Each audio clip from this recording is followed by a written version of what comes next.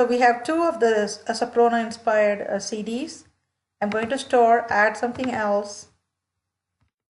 The Freak. Let's add that. Again, it will be the same card. I'm not going to like step through anymore because it worked before. Ooh. So we don't want this to happen. So the formatting is off here. So I think we didn't make it into a row. So let's fix that formatting. See? So I made this all into a row instead of making this inside as a row.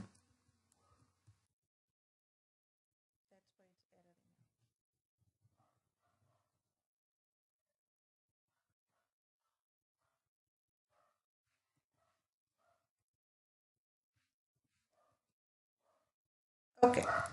So if I make multiple rows inside, I won't have the same problem. Sorry about the dog barking.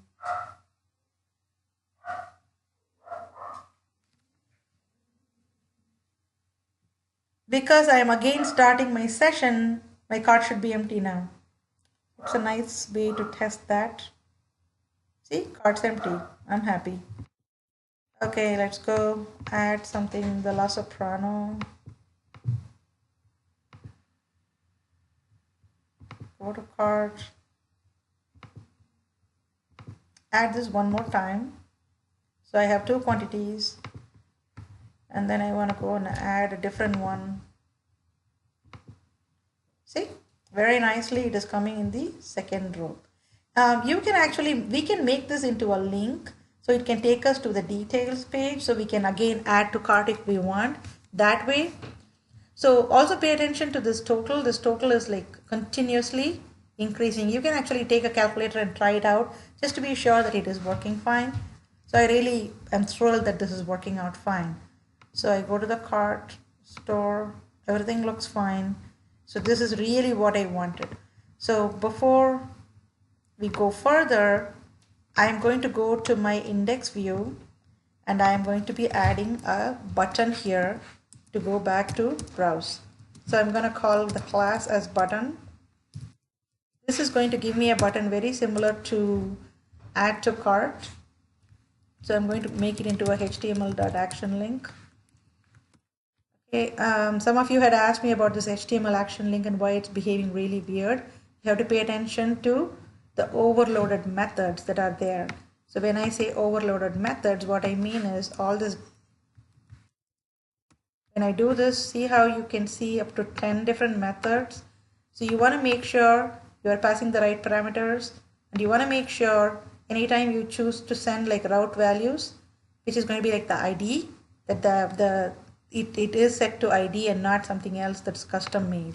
Okay, so for this reason we are just going to go to back to browse. This is the text. Here's going to be my action name because it's in a different controller.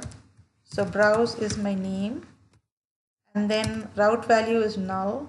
I don't have anything for the route value. So let's go to this guy. I don't want route values. I want controller name. So I want to go to my store controller, and that's it. So that should work fine. So let's try that out. So please remember to do like incremental changes to your application so you are not overwhelmed by the changes.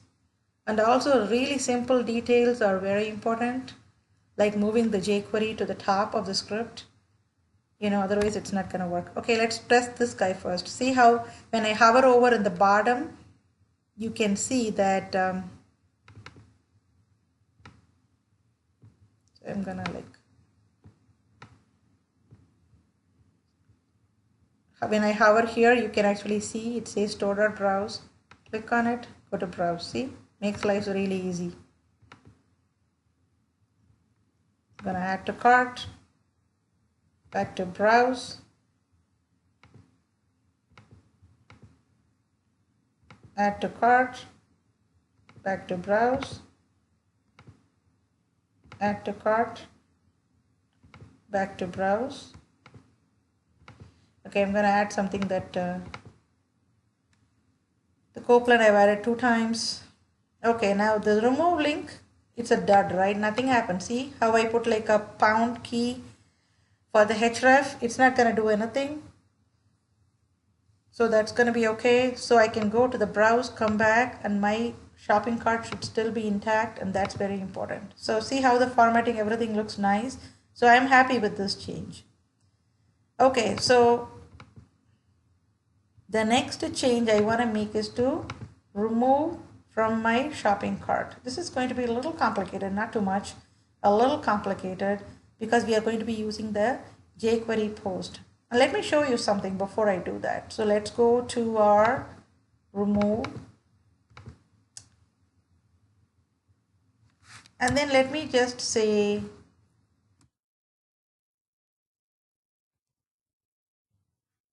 instead of this change here, if I had said html.action link, and then I had said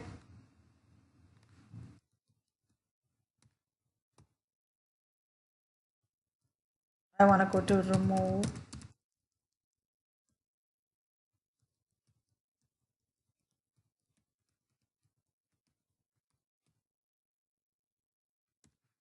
So it's asking for route value, so that'll be new. ID equal to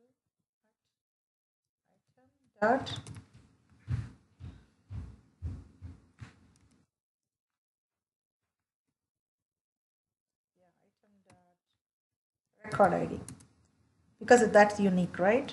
So let us say I do this. Oh, there's one more parenthesis.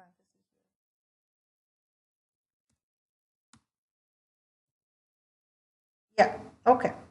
So let's say I try to use the HTML action link for this particular process. Let's see what happens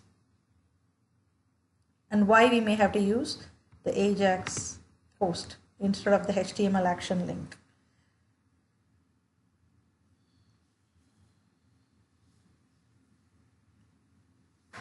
Okay, so I'm gonna go browse. I'm going here, right? When I hover over it says remove from cart /1. I'm very happy. I'm gonna click on it. See what happened?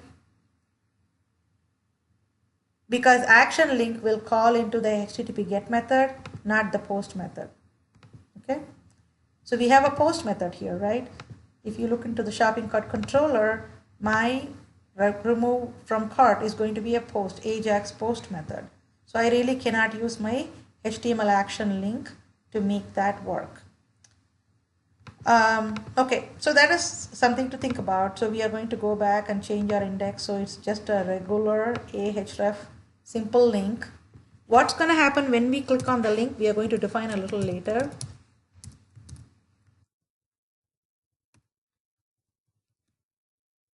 We are just going to leave it at that for now. If I want to use it from my jQuery and do something when I click on this link, and I'm going to define it dynamically, it is better that I have either an ID, maybe a class. The reason why I am saying class is